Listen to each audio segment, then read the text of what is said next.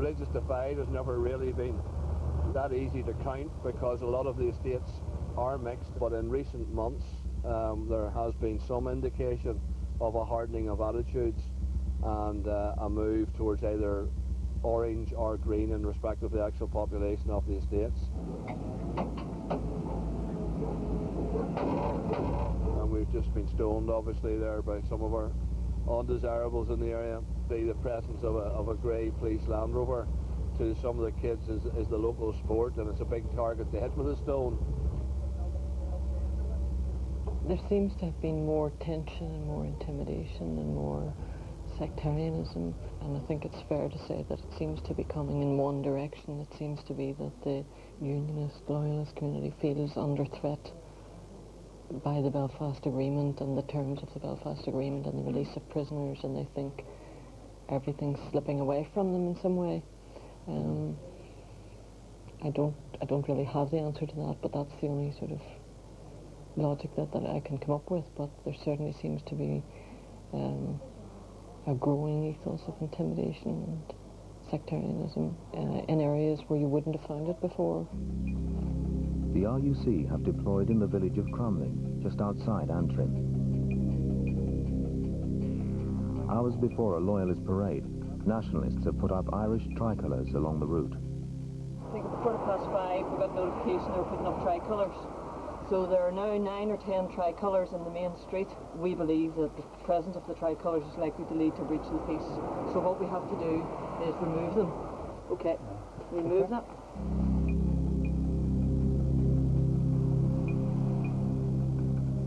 Nationalists generally regard loyalist parades as provocative because they commemorate the victory of the Protestant King William over the Catholic King James in the 17th century. So they put the Irish flags up as a protest.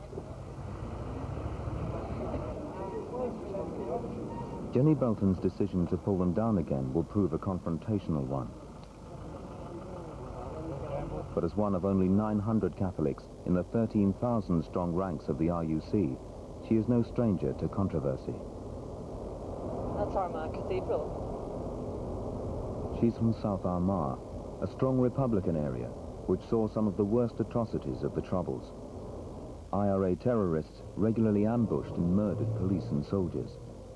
Continuing Republican hostility towards the RUC means that Jenny Belton has to take great care when she goes back home to visit friends and family. It's a reasonably mixed area, and you know, I would have travelled into school on the bus with people from 3 or 4 different schools, both Protestant and Catholic, but you would then have separated off and went your own way, walked along this route to the convent and back again in the evening.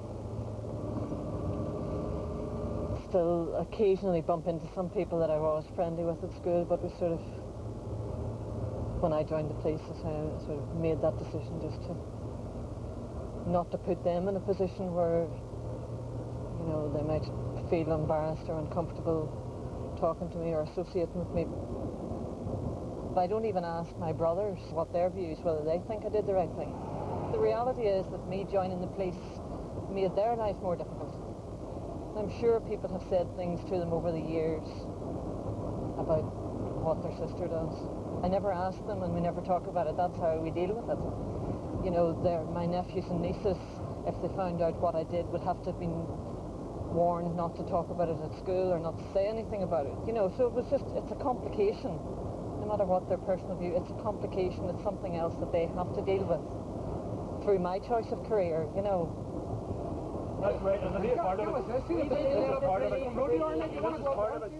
Protesters have gathered at the Crumlin parade, angered by Jenny Belton's decision to pull their flags down. If you take them down tonight, I'm telling you right now. Because they're unacceptable unless you even bloody works off the list. It's a promise. There's going to be more tricolours going up every day of the week now. This is where you want to play Greystone, whoever. Well, cut that bloody arch down if I have to. At the other end of the street is a traditional loyalist arch. The crowd want it removed and accuse her of bias against the nationalist population. Because it's provocative to me. There's a parade in the double standards, excuse me, but they're not only up tonight. Double standards. They haven't even got planning permission to cross the road. Double standards. No planning permission for that arch. There's a change there. There's a change there. The impartial police force that we have When and where can we get our tricolours back? You can speak to the superintendent, will be here later, and he'll decide Well, whether it's not our property.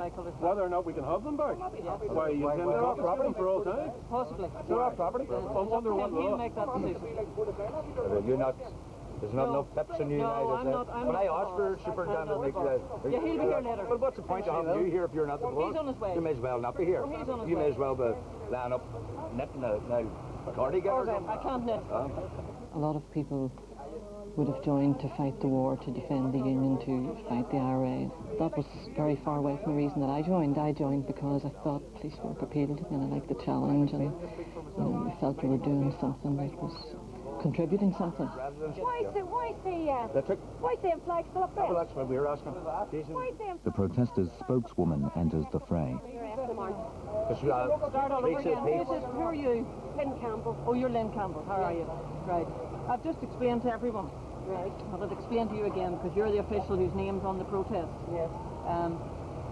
At 5:30, someone put these flags up. I don't know who it was. 5 o'clock, actually. 5 o'clock, okay. Yeah, well, I was there. Reached us.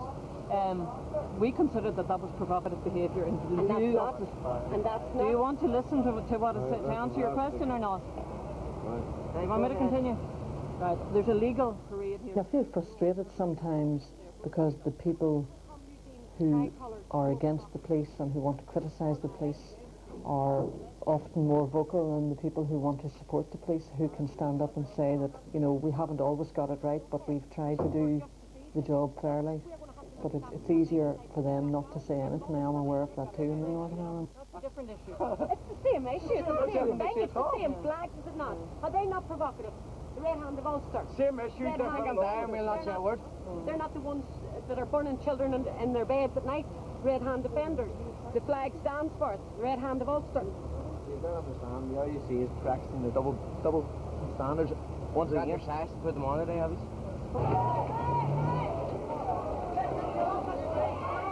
A scuffle breaks out over a video camera. A protester has been videoing police, and RUC officers don't like it. They fear the pictures will be used by terrorists to identify and target them.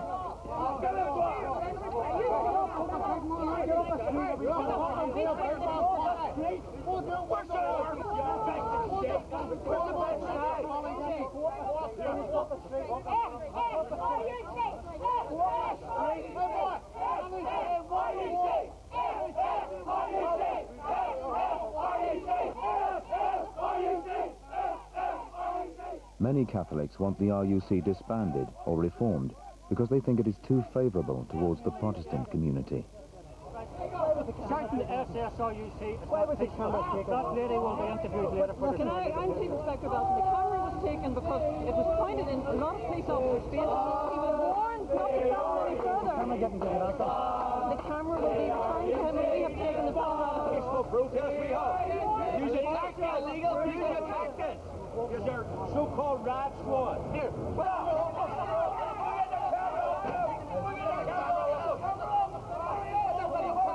A loyalist walking on the other side of the street is spotted with a video camera.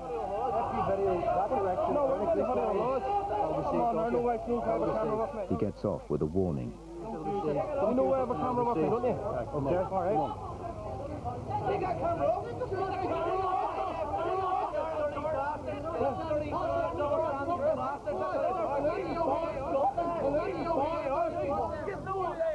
I don't think the RUC ever gets credit for how we've adapted and changed over the years. The political situation has changed. We've had to face so many different situations.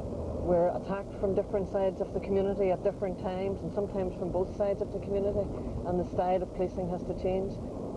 We still have to deal with threats and intimidations from paramilitaries and the sort of after effects, if you like, of the years of trouble that we had. So I wouldn't say we're completely normal yet, but we're coming near there, and hopefully it'll stay that way and get better. Provided the protesters do as they say they're going to do, and that is protest outside the footpath, there'll be no problem. What I'd be concerned about is they might spill on the road to block the parade, and then you get jostling, you know, bumping into each other, and then of course one side or the other side use that as an excuse that they were pushed or shoved, and so it could go downhill very quickly. It's sad they just can't get on with each other, you know, save all this.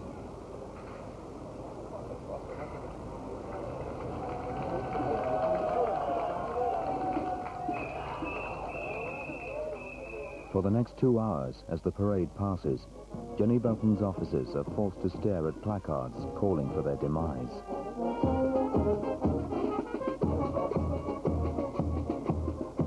When we had terrorism, we sort of knew how to fight terrorism. We mightn't have been successful, but we knew how to fend it off and minimise the damage. But this is a much more subtle campaign of intimidation that's going on at the moment, and that's quite depressing sometimes if you think about it too much. What do you think would have happened if you'd left the flags up? It's very difficult to know what would have happened, but certainly was potential for a breach of the peace. Last year there was a very strong loyalist paramilitary element came in from Antrim, and I think it had been indicated or it appeared that we weren't going to do anything about them.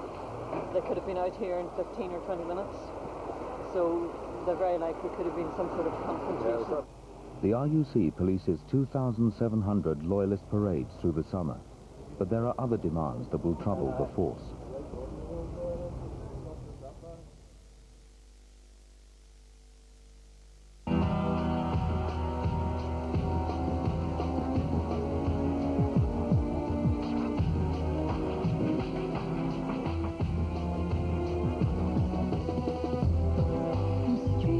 With more refinement, more performance, and more control.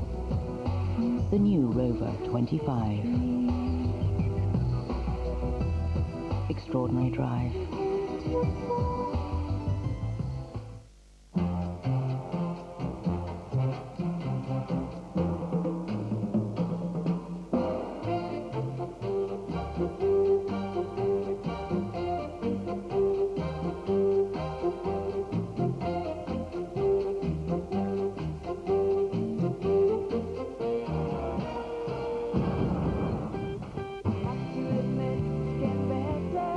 TV from Philips, a new way to look at television.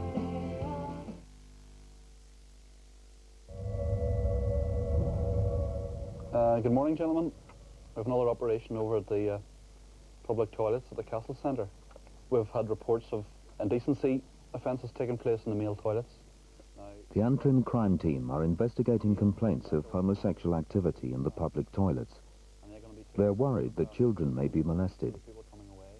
It's a long way from terrorism, but the RUC are having to get used to more routine policing. Okay. We start at 11 o'clock, gentlemen, and we'll call stand down at 3, so good luck, and hopefully we'll have some success. I'll drive, Drew. Yes, it's happening. We're on the top floor of Antrim Police Station. We've got a viewpoint here which overlooks the public toilets. We have a camera which shows the entrance to the toilets. It doesn't obviously go into the cubicle aspect of it. What you would see would maybe be someone getting down their hands and knees, or two people maybe going into the same toilet cubicle. We have the observation van taking photographs of them coming out of the toilet, and we have relaying by radio here to various cars which can follow them. What we're going to do today is try and identify if there is any of that sort of activity, and ensure that we pick up on the individuals involved. Some of these people will go to great lengths to ensure that their identities remain a secret. Some of them may have very respectable backgrounds, so you can imagine the consequences of being caught for a lot of them.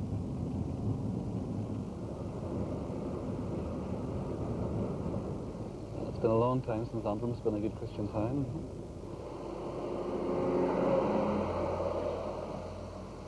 Of course, we've also got a George Michael tribute, not even a few hundred yards from the toilets. I don't know if there's any significance in that. I don't know if George is appearing. He might. If he does, we'll catch him again. What do you think, Jimmy? Yeah?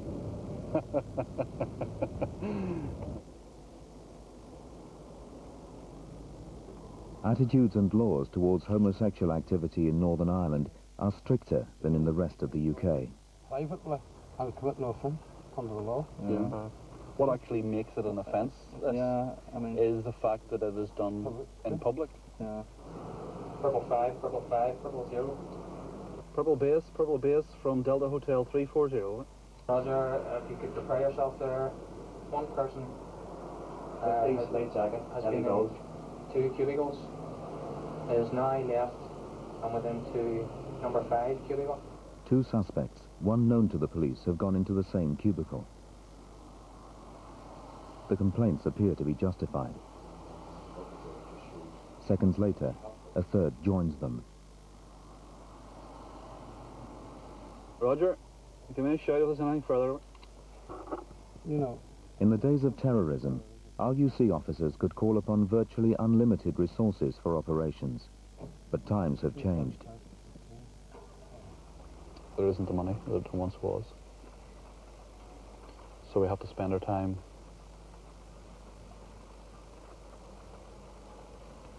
trying to do things as efficiently as possible. And very often things don't get done simply because there isn't the money anymore to do them.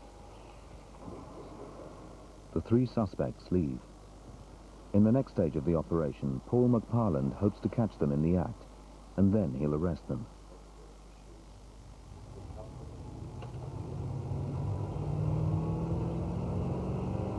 "10 miles away in Ballymena, RUC officers are about to carry out a major drugs raid.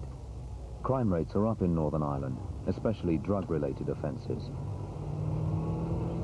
Afternoon, everybody. Thank you very much for coming. For those who don't know me, I'm David Thompson, the head of the drug squad.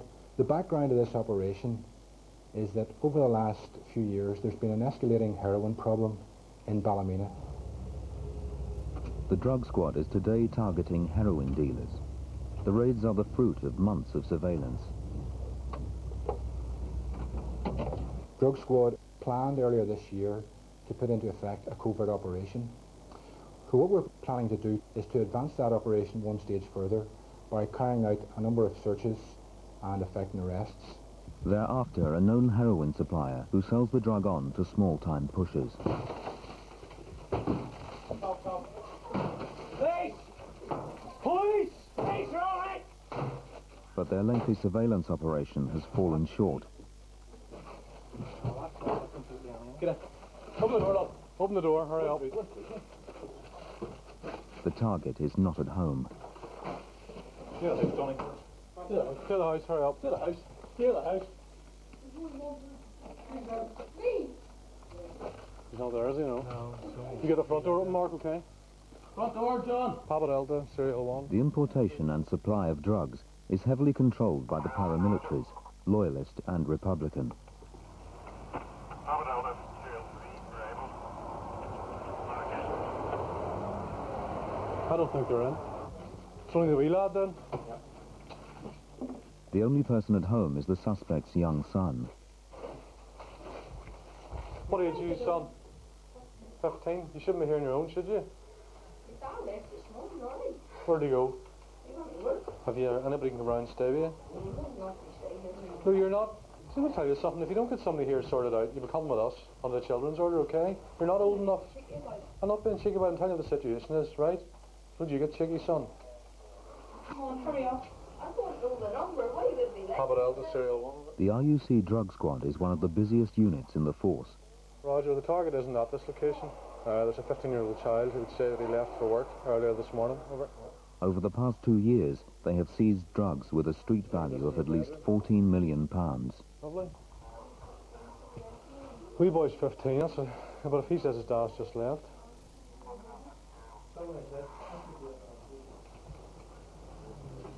The wee guy's only 15 years of age and he's very frightened, you know. No mother, the mother's a heroin addict as well, by all accounts. So it leaves whole issues here under the children's order. He's only 15, so we're going to have to pursue that through our own care units and through social services. I mean, you've seen the state of the place. It's not even untidy, it's filthy, and it's no environment for a boy of that age. At another house, they have more luck. This time, the dealer is at home. The huge growth in drug abuse and associated crime is what most concerns the Northern Ireland public.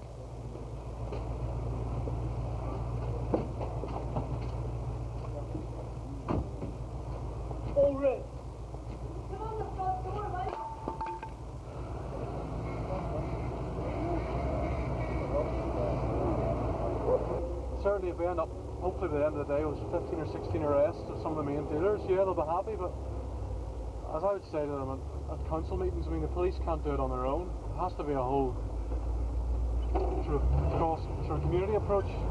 Things like peer education, community groups, that sort of thing. You know, we can certainly keep arresting and putting them in jail, but that'll not solve the heroin problem. I like it a lot better in half an hour's time of having breakfast, you know. Back in Antrim, Paul McParland starts the next stage of his toilet operation. We're on the toilets again, so to speak, if you excuse the pun. We've identified some people who have been back and forward several times and up to no good in the toilets. We know who they are, and well, if they return today and they're up to any more activity, we're going to arrest them, so we keep our fingers crossed.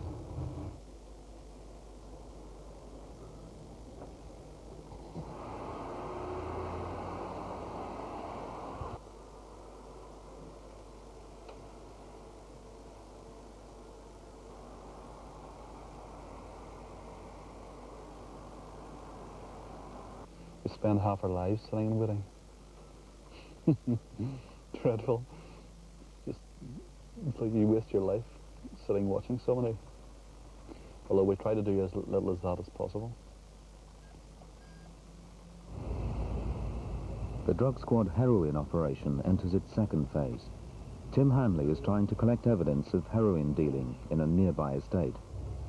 They're sort of loosely based around itinerant type families who've sort of settled down, basically got into heroin dealing big time, because there's more money in the made than selling scrap metal, basically, you know.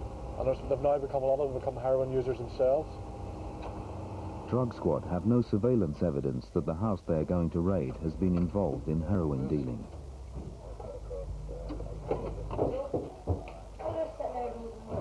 How are you doing? You alright, Lee? But what they do have is hard intelligence from informers that heroin is sold in and around the house.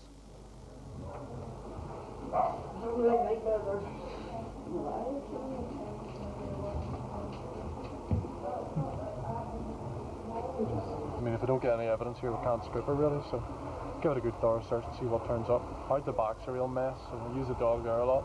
The dog saves a lot of time.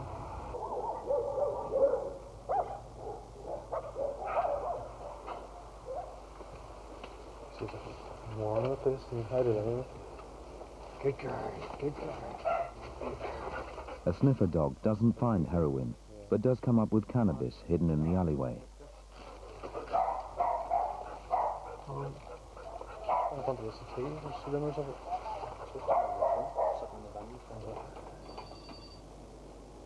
Back at drug squad headquarters, they total up the day's work.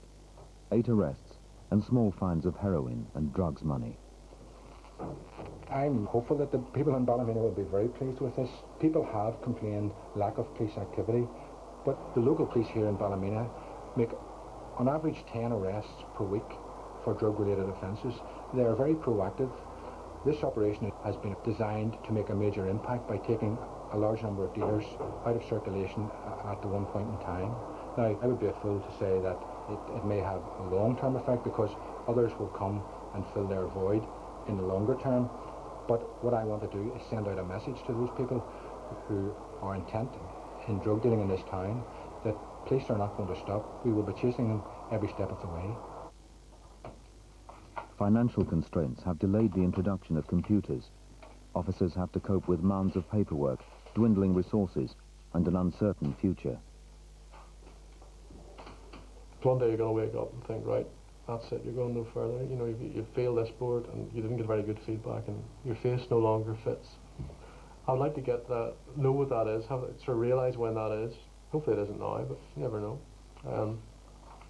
I've a lot of interest outside the police. You know, I love it, it's a great job, there's no other job like it, but it's only a job and they're only buying your time off you.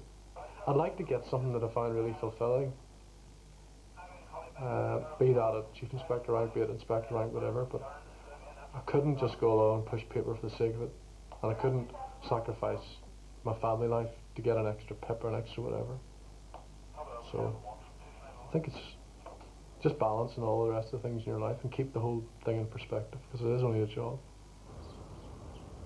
But after years of vigilance, and even though the ceasefires appear to be intact, the peace is still hard to trust.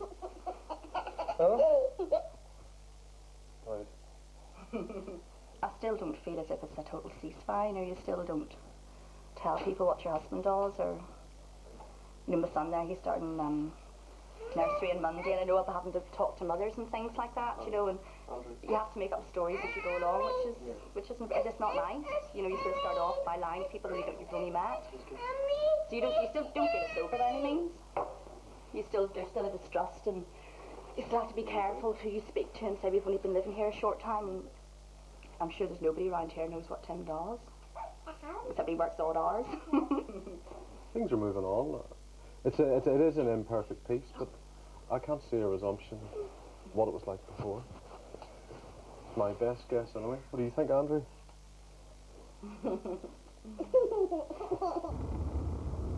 The untrimmed toilet watch enters another week. Yet again, we're back at these toilets. It's starting to become a bit of a pain, I have to say, but so we need to do it. Paul McParland is making one last attempt to catch the toilet culprits in the act. Delta Hotel 340 from 341, over. If they have nothing by 2 p.m, the operation will be terminated. I know Chief Inspector Belton would not consider the toilets a high priority. And I have to say, even myself, I wouldn't place it high. Are you happy? Am I happy? Oh, I think I am, yeah. Yeah. I wouldn't do any other job other than this. Definitely wouldn't.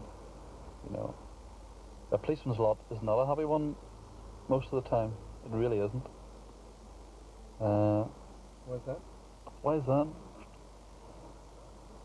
I think it just is fraught with hassle. It's fraught with frustration.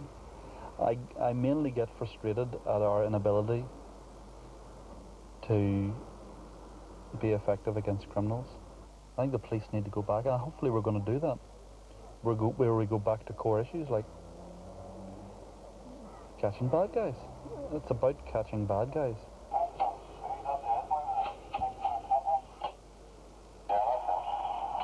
I think the community think that we do very little and don't understand all that's involved in it. I think there is an attitude sometimes that the policemen sail around in cars and don't do anything. Another blank day at this. It's starting to get quite frustrating. We may just pull the plug on it. Delta Hotel 330 call signs and 340 call signs. There have been no arrests, and time and money have run out. Roger, Nat. Roger, everybody return to base.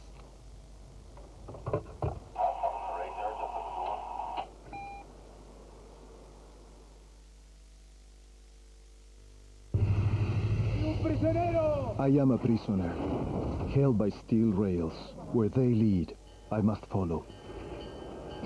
Oh, to be a real driver on one of your island's twisted roads, with their turns and tight corners, in a celica, swallowing curves. It's obeying me.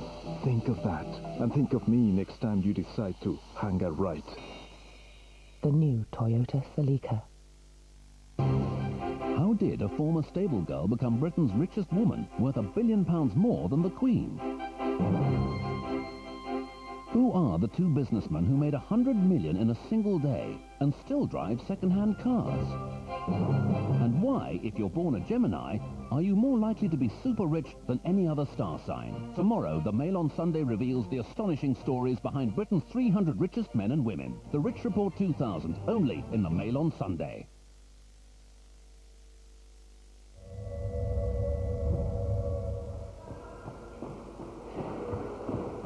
One of the RUC's crack anti-terrorist units is training for the annual crisis over the Drumcree Church Parade in Portadown. They are called the Blacks, and they are experts in riot control. For years, the standoff at Drumcree has sparked trouble throughout Northern Ireland, and the blacks have been in the thick of the action. Tonight they're on their standard patrol in North Belfast, and it's quiet. But next week they're expecting to face widespread violence on the streets and to have to protect the homes of their own colleagues. You know, last year, watching officers coming in down from Road Station, their wives and children in tears, frightened, upset, hurt, for no reason at all other than some thugs decide they want to put them out of their home. Countless police officers were put out of their homes, burnt out. Their families are put out and burnt out. Now, while I'm on duty here, my family are at home. My mum's at home. You know, she's an elderly lady. I'm concerned about her. She's going to be okay? Is somebody going to try and burn her out? So it's very difficult to try and keep your concentration on what you're doing when you're thinking about how's the family? Is everything okay? Has somebody attacked their home?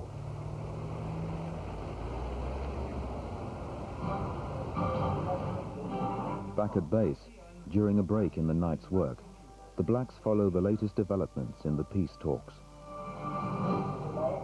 Good evening. After 5 days of inconclusive haggling, Tony Blair tonight announced how he proposes to establish peace in Northern Ireland, as our Ireland correspondent John Irvine reports. The Prime Ministers have spent the last 5 days trying to get Ulster's two tribes to set aside years of mistrust and suspicion, but it was clear from... For police officers, we see the simmerings that go on under the surface. Okay, there's not the same violence that went on in 1994 and prior to that, but there's still violence. Back away, back away. So until all that stops, there's not really peace. So that's really how we feel about it. This is what the annual Drumcree Parade is about. Protestant marchers belonging to the Orange Order want to walk from the church on Drumcree Hill along the Gaffahi Road.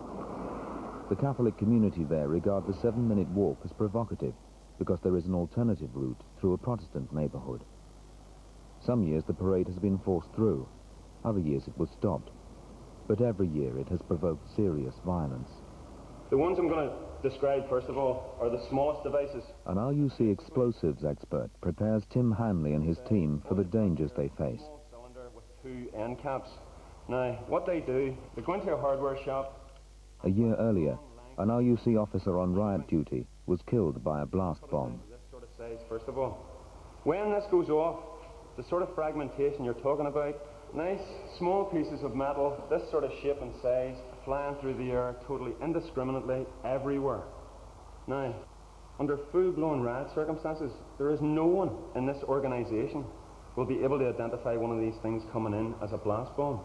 These pieces are travelling faster than the bullet out of your handgun. You will not see this coming. Chances are the equipment you're wearing and the shield you're carrying will not stop this. So you're going to end up either seriously maimed or die. The crossbow bolt will pierce your shield, and on impact of your body armour, the 2-2 firing cap will ignite and the copper tube will explode. What worries us is because it's going to hit so close to the face and neck areas. If you're still alive at the end of this one here, the person will be probably black, could be on fire, covered in loads of shrapnel, ripped to pieces, pumping loads of blood. But if they're still alive, the heat transfer will cover over and swell the throat, the tongue, the nose, and the chances are that person could suffocate and die. Now, this is not given to you to frighten the life out of you, but I'm sure it does. This is to raise your awareness of what you're going to face within about, what, 2 or 3 weeks. At the end of the day, when you're standing there in the line and you're taking petrol or whatever, there's nowhere else to go. You can't run away. So you just got to be professional, do your drills, and if everybody is working together as a unit, you certainly reduce the risk big style. Do you feel that you're ready for it? There's 1 or 2 I wouldn't be happy with. If I could change them, I would, but you get that in every walk of life, really. There's 1 or 2 that physically I don't think are up to it, and I don't think mentally have got the right attitude.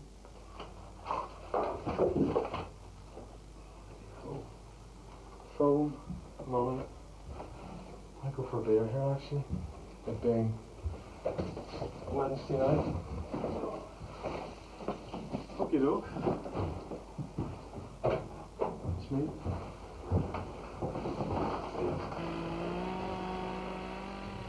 As expected, the Parades Commission, which rules on controversial marches, announces that the Orange Order will not be allowed to go along the Gavahi Road. A massive police and army operation swings into action. The army build a 25 feet wide moat, a wall of razor wire, and a barricade to stop the marchers from proceeding.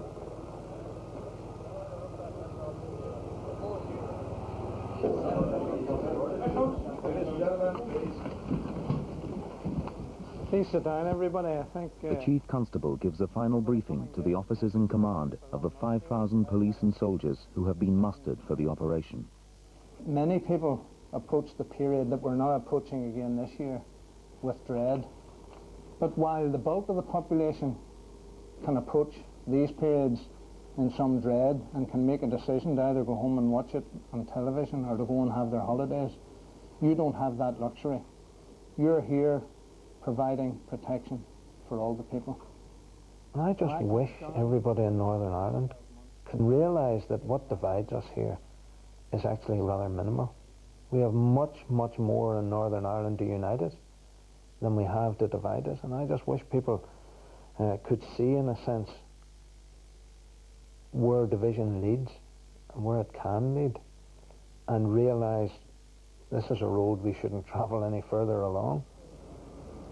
Preparations for the Drumcree standoff go on throughout Northern Ireland.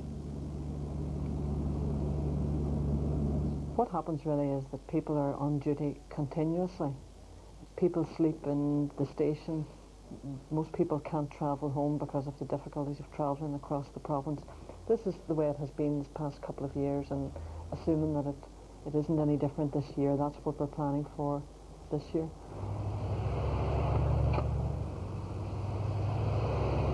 There are people at the minute in this town or about who are plotting to kill police officers. So they have no concern about an Orange Lodge walking down here on Sunday morning. They just hijack the whole thing. That's my view on it, really, you know.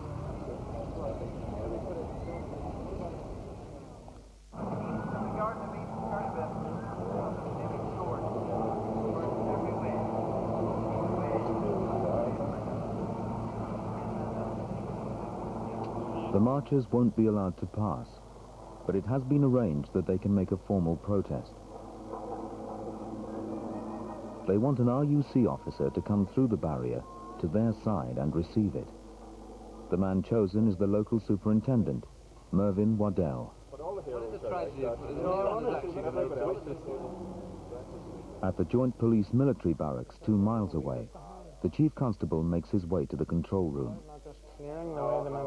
The Army provides support, but it is the RUC who are in overall charge. The church service is over, and the parade is forming up. There are 1 or 2 sashes in amongst the press on the right-hand side. Whether they're marshals or not, I don't know. At the barricade, there is a problem. The crowd has closed in on the other side of the barrier, and Superintendent Waddell isn't prepared to go through. What we might want to do is put somebody up on top of the crowd control obstacle and just ask them to dress a bit further back. No. No, you don't want to do that? No.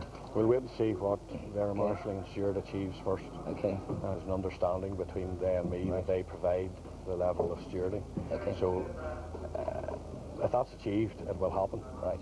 If it doesn't, it won't. Okay. From his position, the superintendent can't see the growing crowds or his Orange Order contact. If you just excuse me a moment. Hello? Yes? Yes, Gareth. Well, it's like this. If you don't move them, it won't be happening. And furthermore, once it happens, you must still hold the ground to enable me to close that. I think the numbers are posing some difficulty to allow the space to be created for the parade to come down and then to go back. And that's what they're manoeuvring now to create that space. Yes, David? Yeah. Yes, I'm ready here. 2 to 3 minutes. You give me notice 2 to 3 minutes. Okay. Right. Almost ready.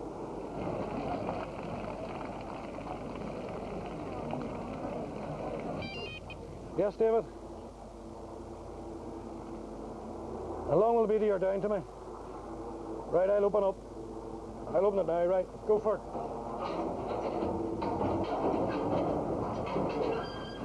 At 1:30, the annual confrontation begins.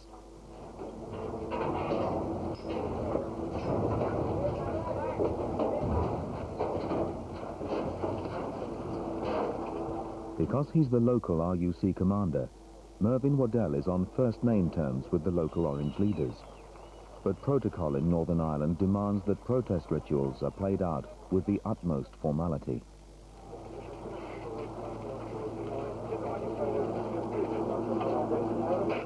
Line up, boys, a bit line.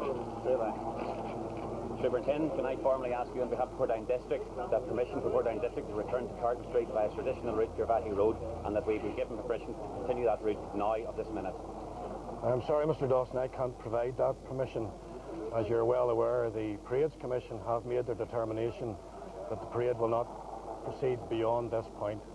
Superintendent, could I therefore ask you, on behalf of my fellow district officers and the members of Portadown District, the Grand Orange Lodge of Ireland, and the wider Protestant community, that by 6 o'clock tonight we require from the Chief Constable, from Adam Ingram, from the Secretary of State, and from the Prime Minister himself, the explicit reasons why this district has been refused permission today. We are not interested in the Parades Commission. We want to know from those named people by 6 o'clock today why permission has been refused to this district, and I would appreciate it if you would take that back to your officers and work on it immediately this afternoon.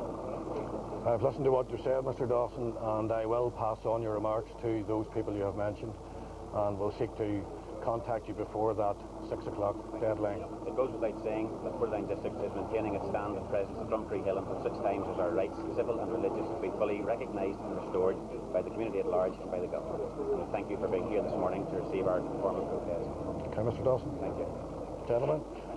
5 minutes after it began, the Drumcree ritual is over for another year. The whole operation cost some £7 million. Well, that was a subtly different tactic in respect of the 6 o'clock deadline. 6 o'clock deadline was... You've got a big blob on your hat as well.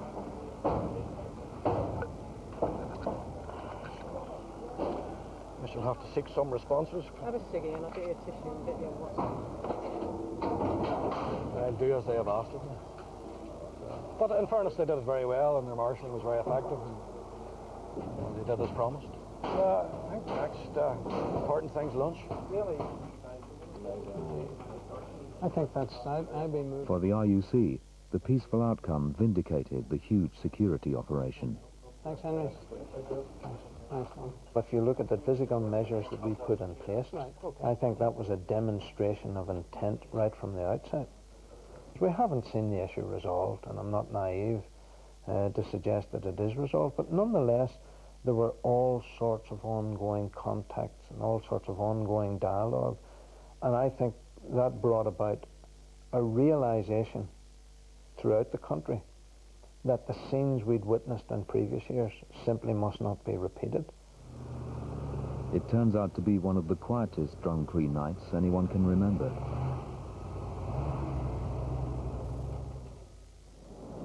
There's a great sense of relief.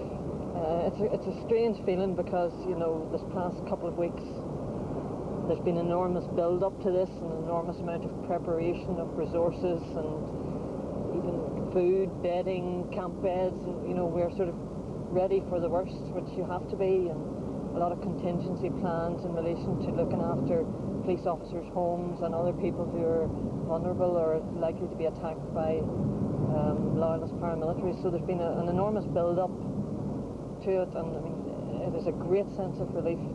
The tone of yesterday's march at Drumcree has set the tone throughout the rest of the province. There's a bit of trouble in Ballymena, but nothing at all natural. It's a relief, too, for the blacks on standby duty outside Antrim.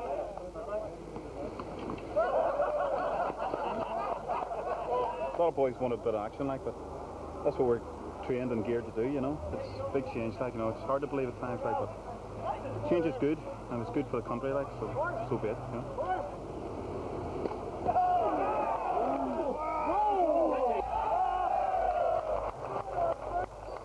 All right. A difficult weekend finishes peacefully, but the peace talks have stalled again. Tension and unease still reign. The times when I've thought that maybe this isn't, you know, maybe I don't want to live here, it's more been due to frustration with the politicians that they can't get their act together. I don't think I ever thought about that when we were under threat, when police officers were getting killed and so on. It just didn't enter my mind to leave.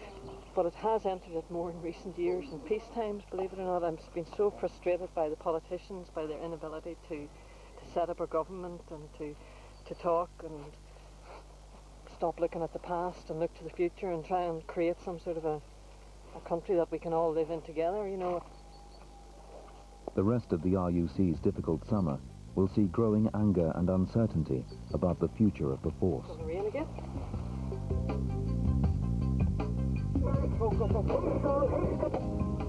Next week, the fight against crime continues. You told your force to be prepared for change. The Chief Constable faces up to the results of a long-awaited report which confronts the RUC's controversial history and puts the future of the force on the line. We are from this city. You're not, and you're not welcome. Thank you very much. That's at the same time, 8 o'clock.